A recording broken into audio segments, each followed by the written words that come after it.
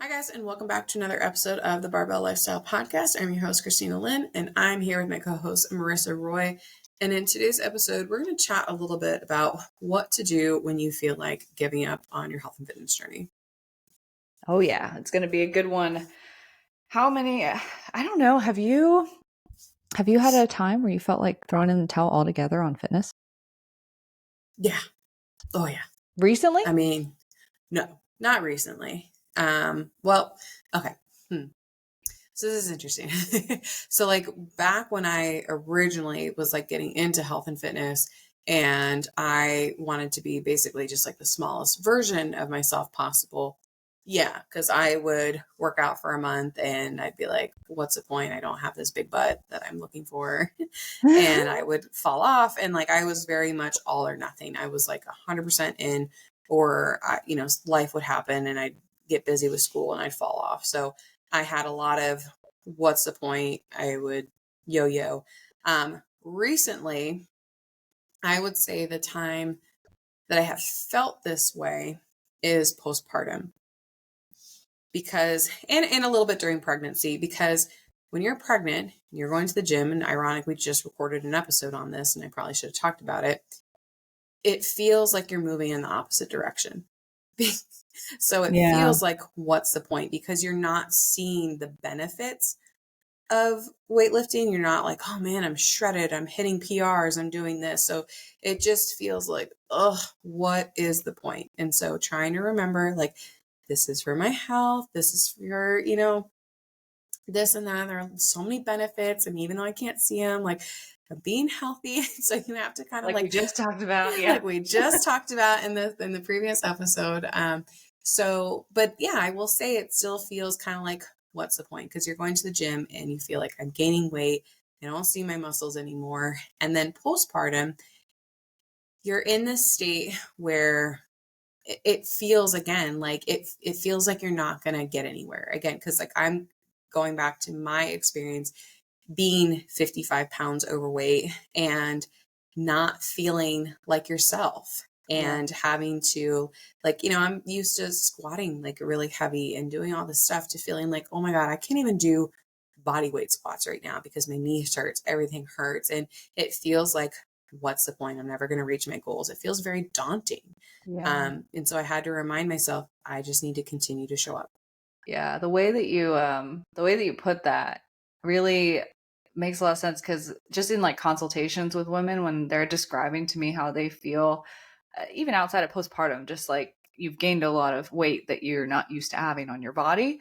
Um, when they say like, I feel like I don't even recognize myself, or I feel like a stranger in my own body, just the tangible Mm-hmm. examples that you gave there, like really, when something just like you understand it, but it just hits on another level.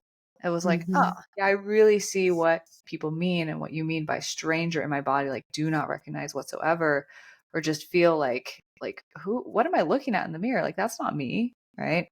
Yeah. And so And it's hard. It's hard to go from feeling like an athlete and running and doing this to then like, I can't even do this. So like, what's the point? Or again, I'm going back to the examples that I gave in the previous episode where it's like, oh, I don't have an hour to 2 hours in the gym to lift heavy and do this. Like, what's the point of doing body weight exercises? What's yeah, the point of going to the gym for 10 minutes? Like, that's not going to do anything. And so it's very easy to be like, well, I'm just not going to do anything at all. So I know that a lot of our clients experience that because, again, our demographic is moms and our time is a little bit different and like things come up. But yeah, it definitely, like, I have definitely felt like that. yeah. Yeah, and so I think that what's the point mentality comes up a lot there with wanting to give up because the goal seems too daunting, too far away, too big. The mountain is too far to surmount. That like, what's the point? Um, and then it also comes up, I feel like, in like it's kind of like a momentum killer is what I call it. Mm-hmm. So you've been, working on some stuff. Maybe you've overcome that hump of starting and you got going, you're working on the goal, but a lot of times that goal being very big and elusive can contribute more to this, but you have some all or nothing thinking and you make a mistake and you think to yourself, well, today's ruined because I made a mistake off of my diet or I missed my workout. So what's the point of even, finishing through the day, the week, the month, whatever? I've already screwed it up. And just this mentality that failures are unrecoverable and that you maybe feel that you're incapable of bouncing back from that setback, from that failure, and continuing to press forward. And so that can, again, just be exacerbated by if the goal feels big and far away, then it's like, really, then what's the point from here? Like, if I can't even get this little thing right, then like, why do I think that I should be able to reach this bigger goal? And yeah, it's really, really discouraging and it's hard to see it any other way. And I think a prior version of myself, Christina, you can probably vouch for this or not. I feel like a prior version of myself would dive right into being like, you just have to see it differently. Like, it's just as simple as a perspective shift. And you need to look at the fact that you are capable and da da da da. And it's interesting because now I feel like I can look at it from the lens of like, hold on, like that is absolutely valid to feel that way. And it probably does feel impossible. And I think the first thing to do from there is like really meet yourself where you're at with kindness of like, listen, the reality is there is a long way to go and it does feel impossible. But instead of beating yourself up for that, meeting yourself where you're at with kindness can help you actually take a step forward. Maybe just dose the goals that you have in front of you appropriately so you can take steps forward and not just set yourself up for failure.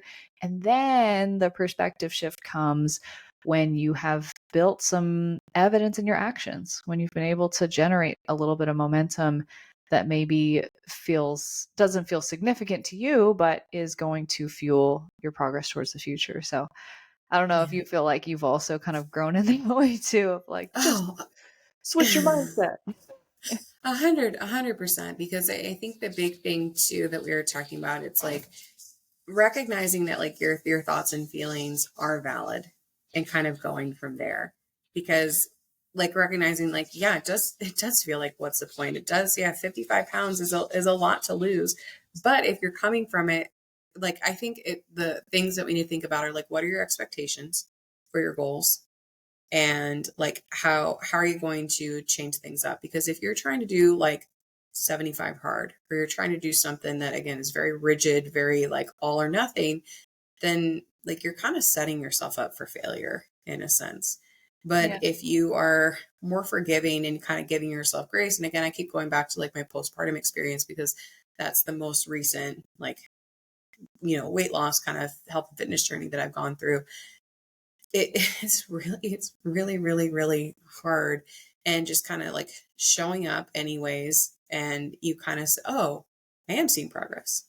Oh, this is working. Oh, just 10 minutes a day, like this is going to get me closer to my goals. And so I think that really helps kind of building up that evidence. But also I know, again, from potential clients that we've talked to, it's really hard because it's like all of their past experiences have kind of been failure.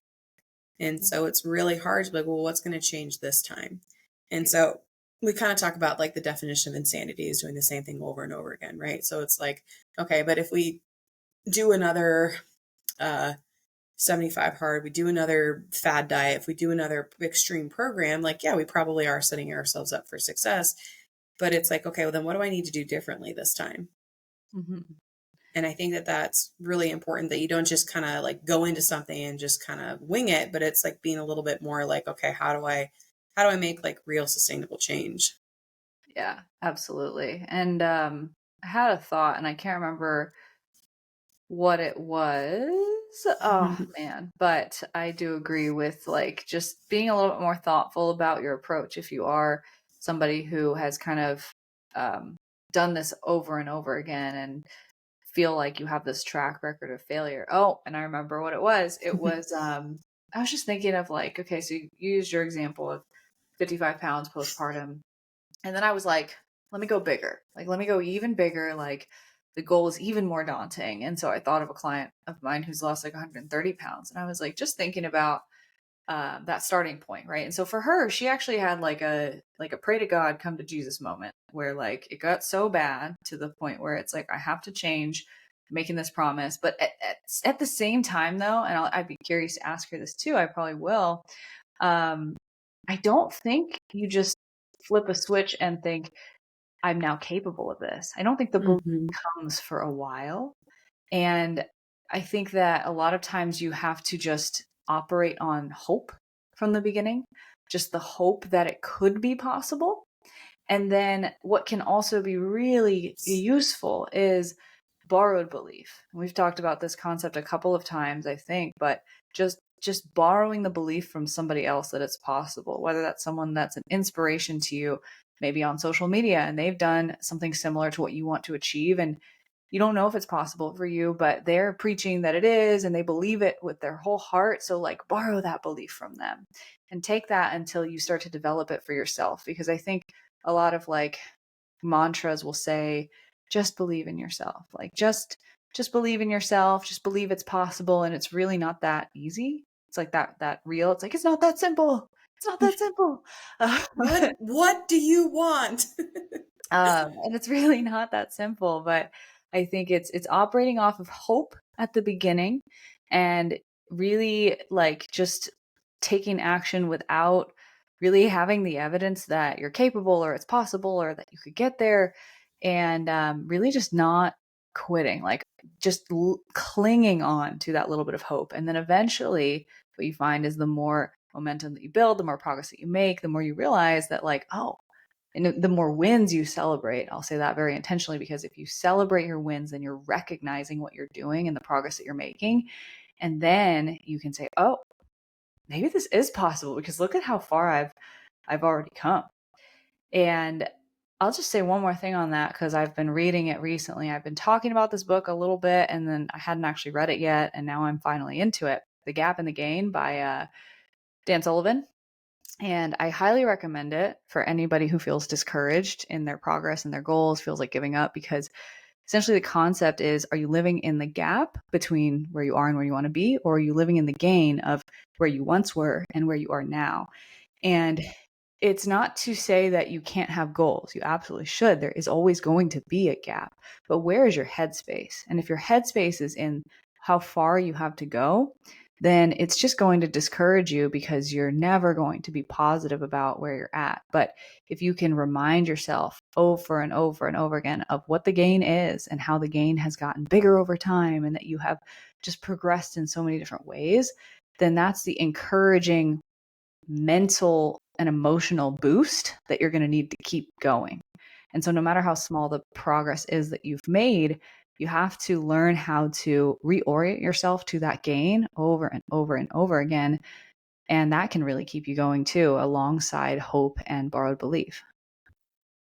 So many good points that you brought up, and I feel like that brings us back to like, are we focused on process versus outcome goals, right? Because if we're focused on the outcome, if we're focused on the end game, it's going to be miserable the entire Yeah. time.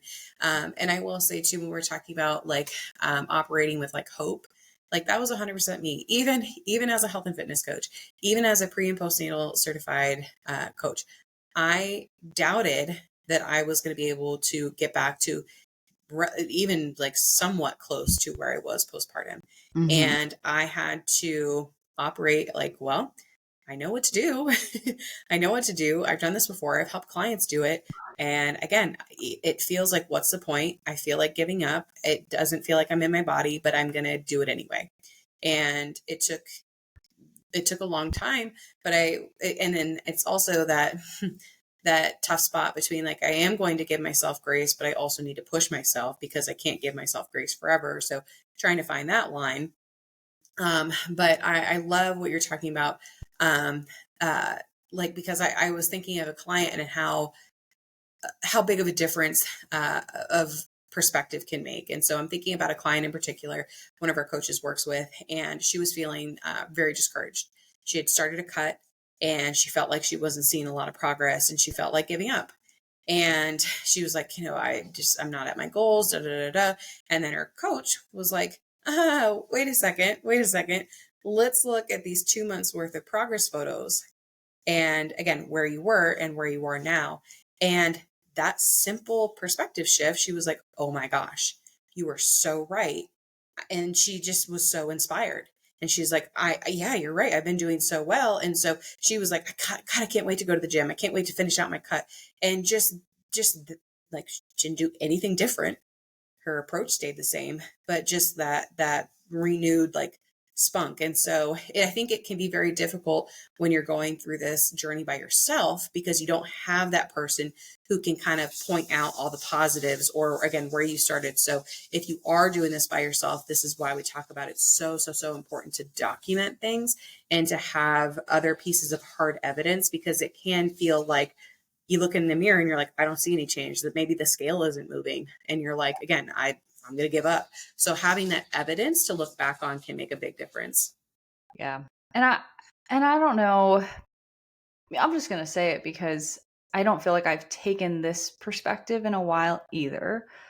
But on top of all that, like kind of like grappling with what you have and what you can do to like build momentum and get started, I think another way to look at it too, once you've kind of maybe gotten out of doomsday mindset and you're ready to hear something like this, I just think about like how capable human beings are, and like just the extent to which people are capable. Like recently, what's been on our TV is people who complete 250-mile races. Like it's absolutely stupid.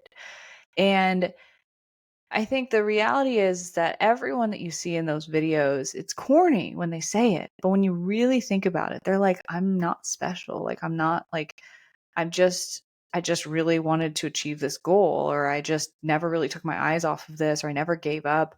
And these things that are so cliche are cliche for a reason. And I think the only way that you truly don't get to where you want to go is if you quit and you don't, and you stop trying altogether. But like the people that have kind of just broken the ceiling of what human beings are capable of, all they did was just keep going, putting one foot in front of the other. And maybe they had genetic or circumstantial advantages that kind of got them to the top of the leaderboard per se, of like, the best in every sport. I'm not going to say they're just all your average Joes. Like they have genetic capabilities that make them good at that, and they capitalized on it. But I think for ourselves that are maybe trying to reach these goals that we feel like, are really, really big in front of us, I think just remembering that, and I'll kind of use the quote from Inventing Anna. I think we talked about in like a childbirth setting, where it's like, you are special, you are unique, and you are absolutely a unique human, and your struggles, the issues that you faced are 100% valid, but you're also not special in the fact that like you are just as capable as anyone else, and the thought process that you are the only person who's incapable and broken and can't do this is a lie that you're telling yourself. And so, like, really look at it as objectively as you can, because your subjective view that you are broken and that you can't is not true. It is a narrative that you are feeding to yourself that's keeping you stuck. And I think just being able to tap into like, okay, I know I have it in me to change from maybe another area of life. This is something I walk a lot of people through sometimes, is what's another area of life? Like you looked at a goal and you were like, that can't even imagine doing that. It scares me. I'm terrified, but you went and you did it anyways. I had somebody tell me recently changing their career to become a hairdresser. I had another person tell me getting their master's degree. Another person told me becoming a mom. Like it's there, right? You have evidence that you surmounted something you thought would be impossible. And just because you've done it in one other area of your life means that you can do it here, even if it's an area of your life that you have a bad track record for. It doesn't mean that you're incapable. It just means that maybe there's more programming to undo, and that's okay. We can do that. But it's the fact that you have overcome hard things. Everyone, I think there's not a single person probably in this world, unless you're like a toddler and you just are growing up, that there's not a single adult out there that hasn't been through some shit, right? And so leverage that you've been through to prove to yourself that you're capable of overcoming this. And that's not in a way to minimize it, it's in a way to empower you to think outside of just the what ifs that are negative. Think about the what ifs that are positive, or the capabilities that are positive. Yeah, I love this. And again, we're going back to those like high achievers. Like, you know, we've joked about David Goggins, you know, on this. And like, yeah, he's a freak of nature, but he was actually really fat. Like the way he describes himself. I don't know if you knew that. Um, No. but like very obese, and Huh. like finally just was like fed up with himself and just started like running. And then I also think about someone who's, you know, very similar, like they're friends and they do a lot of stuff together, but Cameron Haynes. So if you guys don't know, but I'm very big into hunting, and so we follow him as a bow hunter. And so he, I think for a majority of his life, he kind of talks about, he's like, I was a deadbeat. Like it was nothing special. And then all of a sudden I had kids, and I was like, oh man, like they're going to be embarrassed that I'm their dad. Mm. And that just sparked him to trying to take better care of himself and clean up his act. And so both of them say like, I am not special. There is nothing in me that makes me a better person than you. I think it just kind of comes down to discipline. And they're like, I just do it. Like, I just kind of like, I just, and we think, for, you know, I feel like we take a lot of things from like sports, but like when you talk to, you know, Michael Jordan and stuff, and it's like, I just practiced.